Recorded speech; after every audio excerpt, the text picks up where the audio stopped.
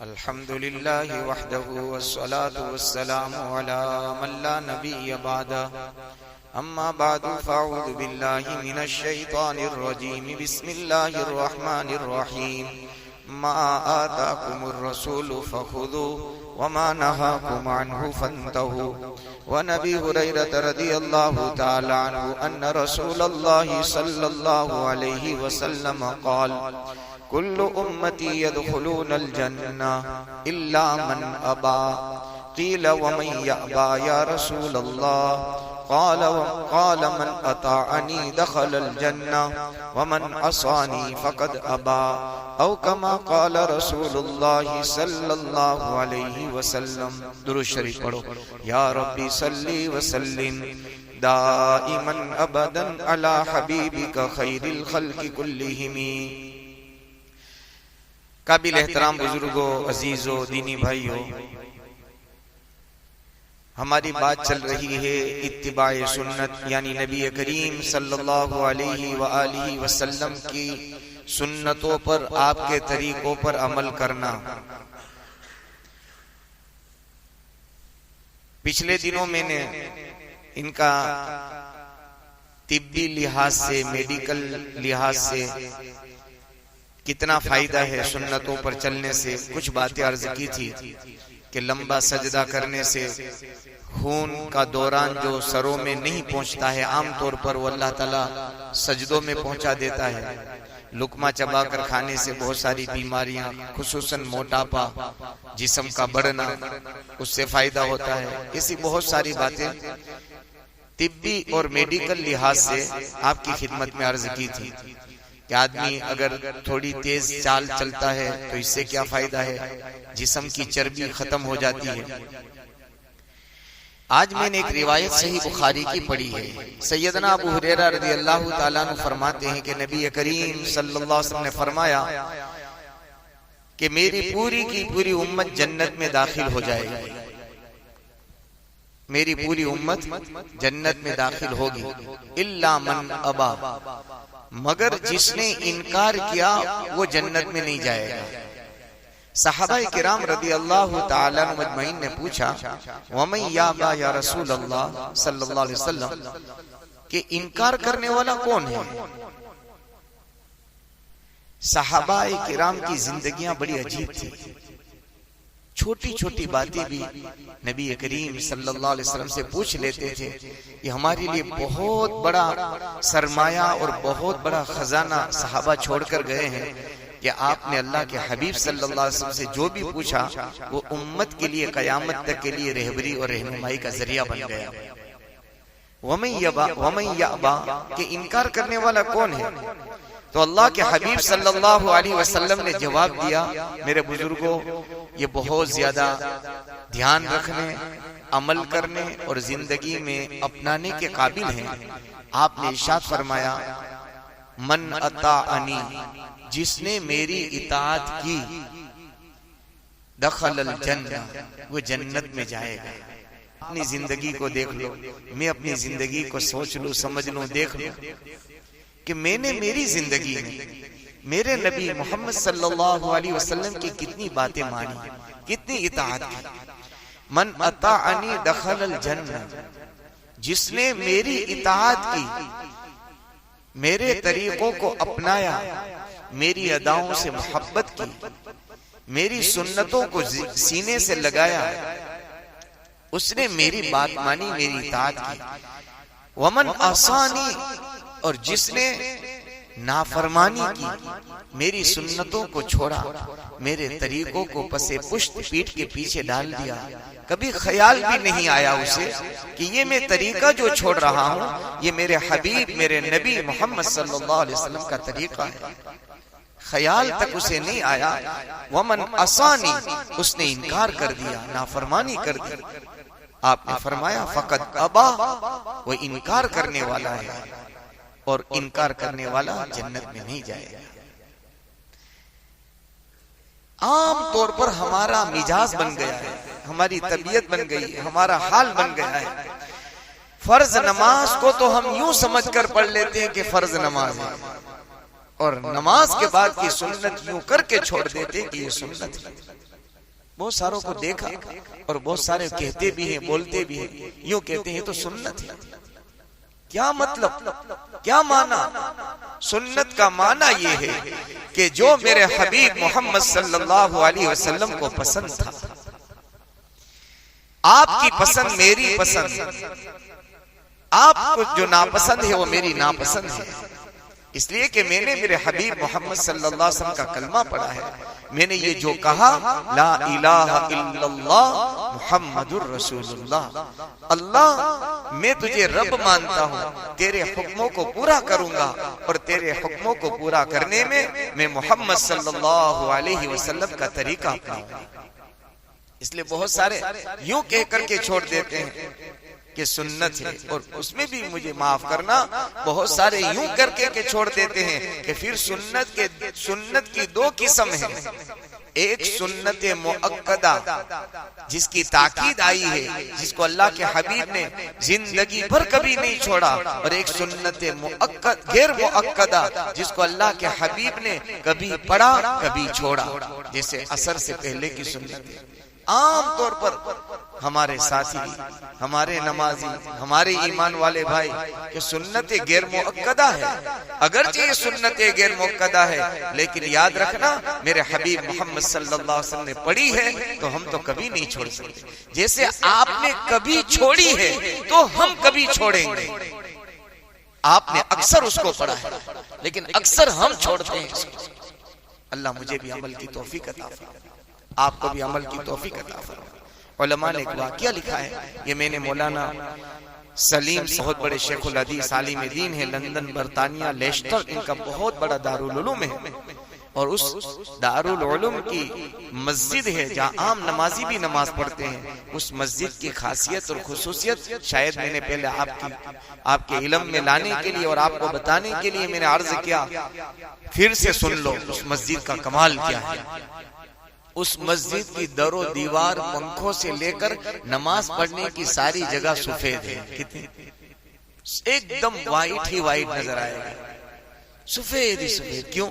اس لیے کہ نبی کریم صلی اللہ علیہ وسلم کو سفید لباس، سفید کپڑا بہت پسند تھا۔ خیر، یہی بات ہمارے حضرت مولانا ابرار الحق صاحب ہردوئی محی السنہ، جنہوں نے اپنی زندگی میں 55 یا 65 حج کیے تھے، کتنے؟ 55 یا 65 حج انہوں نے اپنی زندگی میں کیے۔ شاید ہندوستان کے اندر، شاید میں نے اس کا سروے تو نہیں کیا ہے لیکن شاید ہندوستان کے اندر اس سے زیادہ حج کرنے والے کوئی عالم دین نہیں تھے۔ ہر سال حج، ہر سال حج، بڑے سنتوں کا پابند اور بڑے سنتوں کا اہتمام تھا ان کی زندگی میں۔ ان کا لقب اور ان کا عرف کا نام ہی پڑ گیا تھا محی السنہ، یعنی سنتوں کو زندہ کرنے والے۔ ان کی مسجد میں بھی ہم نے دیکھا کہ جو صفیں ہوتی تھی نا وہ کسی بھی کلر کی ہو لیکن اس پر سفید کپڑا لگا ہوا ہوتا، سفید کپڑا۔ ہم تو سفید اس لیے نہیں لگاتے کہ میلہ ہو جائے گا، دھوئے گا کون؟ مسجد کے ٹوال دھلنے کا موقع نہیں ملتا تو یہ صفیں کون دھوئے گا؟ بہرحال اس کی مسجد کی اس سے بڑی خصوصیت یہ تھی، اور یہ ہے تھی نہیں ہے اس وقت، آج بھی کسی وقت رات میں ہو یا دن میں ہو، نماز کے وقت ہو یا غیر نماز کے ٹائم میں، نماز کے علاوہ کے ٹائم میں، ان کی مسجد میں کوئی بھی جانے والا یہ ضرور دیکھے گا کہ کوئی بندہ مسجد میں بات کرتا ہو نظر نہیں آئے گا، ہو نہیں سکتا۔ کبھی بھی چلے جاؤ تو دو بندے بازو میں پاس پاس بیٹھے ہیں لیکن کبھی دو بندے کو کبھی بات کرتے نہیں دیکھیں گے۔ کیوں؟ کہ انہوں نے یہ بتا دیا ہے کہ مساجد اللہ کا گھر ہے، من بنا مسجدا للہ، یہ تو اللہ کے گھر ہے، اور اللہ کے گھر میں باتیں، اللہ کے گھر میں تو اللہ کی یاد ہوتی ہے، اللہ کا ذکر ہوتا ہے، اللہ کے قرآن کی تلاوت ہوتی ہے، باتیں اللہ کے گھر میں نہیں ہوتی۔ تو انہوں نے بہت بڑا اسٹیکر لگا دیا ہے، اندر داخل ہونے سے پہلے ہی لکھا ہوا ہوتا ہے انگلش میں سائلنٹ ہاؤس آف اللہ، یہاں آپ خاموش رہنا تم اللہ کے گھر میں آ گئے۔ اور ہماری سب سے زیادہ باتیں کہاں ہوتی ہیں؟ کیونکہ ٹائم کیا ملتا ہے، وہ تو دھندا ہے، دھندے میں کیا باتیں کرنے کی، دو کسٹمر چلے جائیں گے، یہ تو فرصت کا ٹائم، 4-5 باتیں اور زیادہ کر لو۔ میرے بزرگوں، میرے بھائیوں، کوشش کرو، آپ بھی کوشش کرو، عادت ڈالو، اللہ کے گھر میں آنے کے بعد بات نہیں ہوتی۔ تو ہم ہمارے ایک ساتھی کے ساتھ اس مسجد میں چلے گئے، شاید زور عصر کا وقت تھا اور فرصت بھی تھی ہمارے پاس بھی، کچھ کام تو تھا نہیں وہاں، تو ہم دونوں بیٹھے تو ہم نے تو باتیں کرنا شروع کیا. ایک بندہ آیا اور انہوں نے کہا، اس نے بھی نہیں بولا، تعجب تو یہ ہے، اس نے بھی یوں نہیں کہا کہ تم چپ رہو، انہوں نے اشارہ کیا اور وہاں جو لکھا ہوا تھا نا کہ اللہ کا گھر ہے کھا، انہوں نے اس پر اشارہ کر کے ہمیں سمجھا دیا. وہ اس نے بھی بات نہیں کی، کہا دیکھ یوں کر کے، تو ہم سمجھ گئے اور یوں ادھر ادھر نظر دوڑائی تو کوئی قرآن کی تلاوت میں، کوئی ذکر میں، کوئی خاموشی سے بیٹھا. میں نے کہا بھائی اس مسجد میں بات ہو ہی نہیں سکتی. خیر باتیں کہاں کس پر مجھے یاد آ گیا، تو ہاں اتباع سنت پر یہ مجھے بات آئی. مولانا سلیم صاحب دھورا دامت برکاتہم العالیہ نے جیسے اللہ کے نبی نے کیا ہے ویسے ہی کرنا ہے، اتنا ہی کرنا ہے، اپنی مرضی سے نہیں چلنا.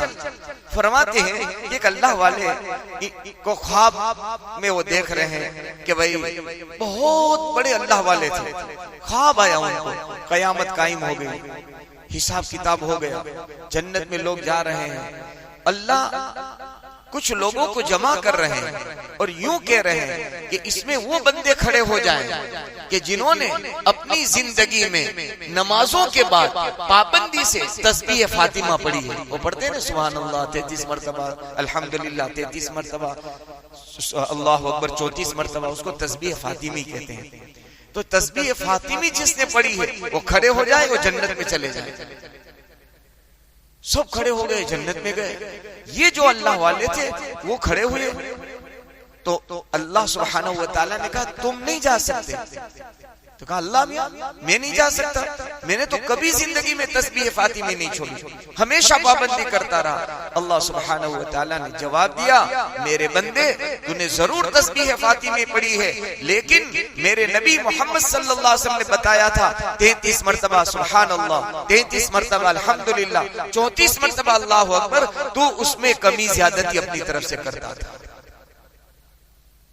کبھی تو نے 35 کیا، کبھی 33 کیا، کبھی 36 کیا، اپنی مرضی سے کمی زیادتی کرتا تھا. مجھے تو وہ عمل پسند ہے جو میرے نبی محمد صلی اللہ علیہ وسلم کر کے گئے.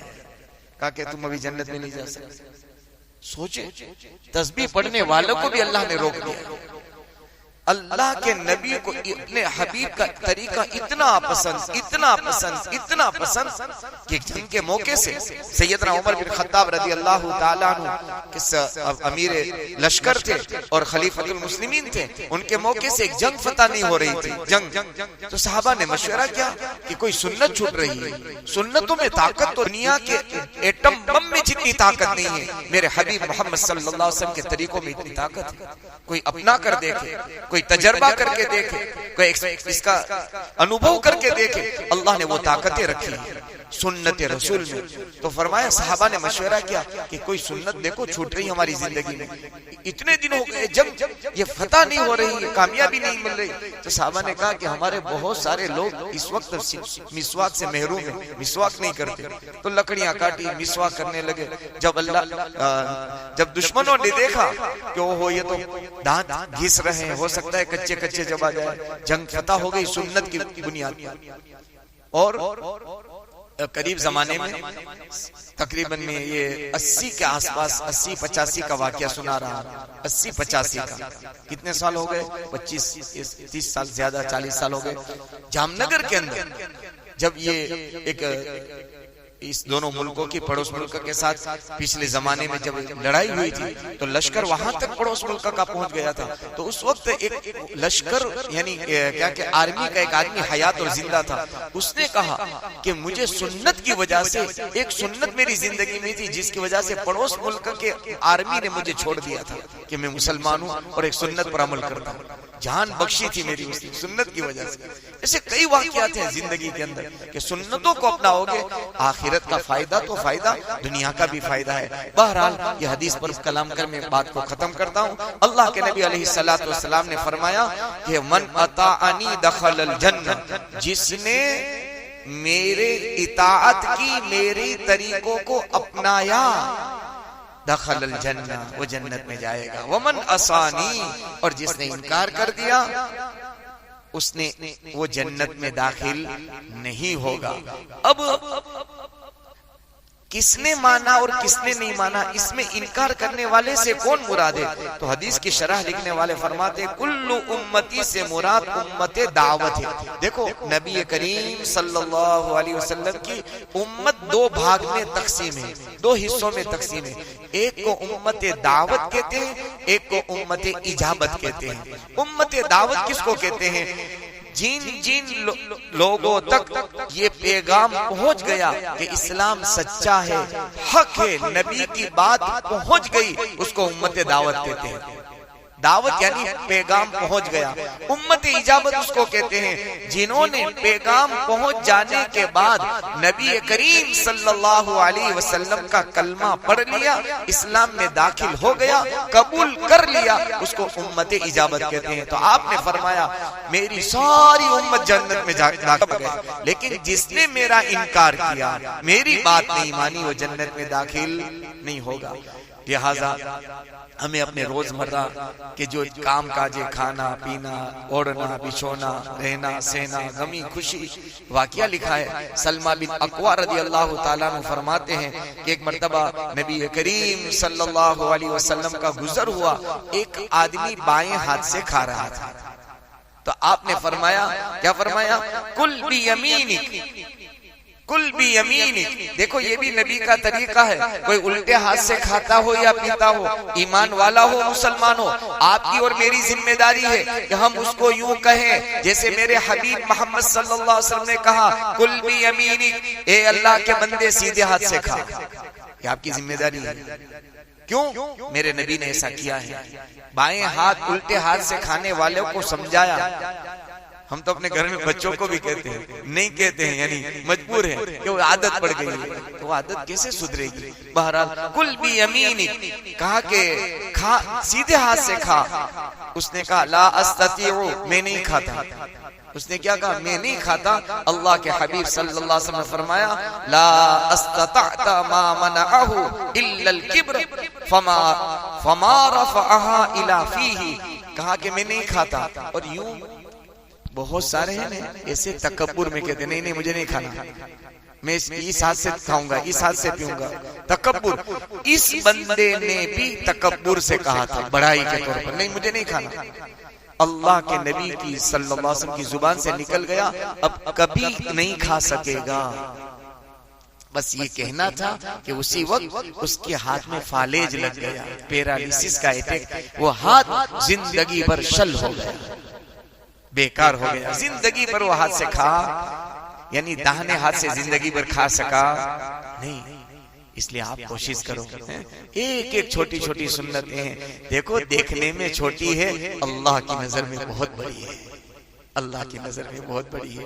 اس لیے مسجد میں آؤ تو یاد رکھو کہ مجھے مسجد میں جانا ہے، داہنا پیر، کبھی غلطی سے بایاں پیر اندر داخل کر دیا، مان لو آپ ایک مرتبہ واپس ریٹرن ہو جانا کہ نہیں یہ غلط ہو گیا، میں باہر جاؤں گا واپس آؤں گا۔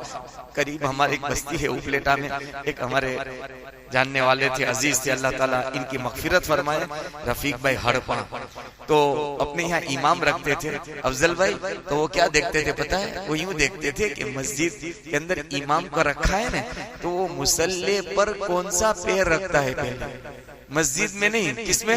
مسجد میں تو دیکھتے تھے وہ کہ سیدھا پیر رکھ کر آتا ہے کہ نہیں۔ یعنی جتنا اتباع سنت امام کی زندگی میں ہوگا، یہ اللہ مصلی اور نمازیوں کے اندر منتقل کریں گے۔ ہاں اس لیے بہت سارے امام یوں کہتے ہیں کہ یار ہمارے تو کپڑے بھی تم دیکھ، چال میں ڈھال بھی دیکھتے ہو، تو دیکھتے ہیں کیوں؟ اس لیے دیکھتے ہیں آپ کی کمی نکالنے کے لیے نہیں، کمزوری نکالنے کے لیے نہیں، آپ کو نشانہ بنانے کے لیے نہیں، اس لیے دیکھا جاتا ہے کہ چونکہ اللہ نے آپ کو ایک منصب دیا ہے، منصب امامت۔ اور منصب امامت کیا ہے پتہ ہے؟ محمد صلی اللہ علیہ وسلم جو مصلی چھوڑ کر گئے تھے، وہ ابو بکر اور عمر، عثمان اور علی نے اپنایا، اس کے بعد صحابہ اس پر کھڑے ہوئے، اور اس کے بعد اللہ پاک نے اماموں کو کھڑا کیا ہے۔ یہ مصلی نبی کریم صلی اللہ علیہ وسلم کا چھوڑا ہوا ہے۔ بہرحال ہم اور آپ مل کر کے سنتوں پر چلنے کی کوشش کریں گے، ایک ایک آہستہ آہستہ کریں گے۔ ایک دن ایسا آئے گا کہ میری اور آپ کی پوری زندگی اتباع سنت میں ہوگی۔ جب میری اور آپ کی روح نکلے گی، اللہ یوں کہے گا یا ایتھا النفس المطمئنہ، اے ایمان اے اطمینان والی روح اب نکل، فادخلی فی جنتی، میرے بندوں میں داخل ہو جا اور میرے بندوں میں اور میری جنت میں داخل ہو جا۔ اللہ تعالیٰ ایسا فیصلہ ضرور کریں گے۔ اللہ سے دعا ہے اللہ ہمیں سنتوں سے محبت نصیب فرمائے، سنتوں پر چلنا آسان فرمائے، اور زندگی کے ہر شعبے میں سنتوں میں دھیان اور سنتوں کا استحضار ہمیں نصیب فرمائے۔ آمین وآخر دعوانا ان الحمدللہ رب العالمین۔ سبحان اللہ وبحمدہ، سبحانک اللہم وبحمدک، نشہد ان لا الہ الا انت، نستغفرک ونتوب الیک۔ سبحان ربک رب العزت عما یصفون، وسلام علی المرسلین، والحمد للہ رب العالمین، برحمتک یا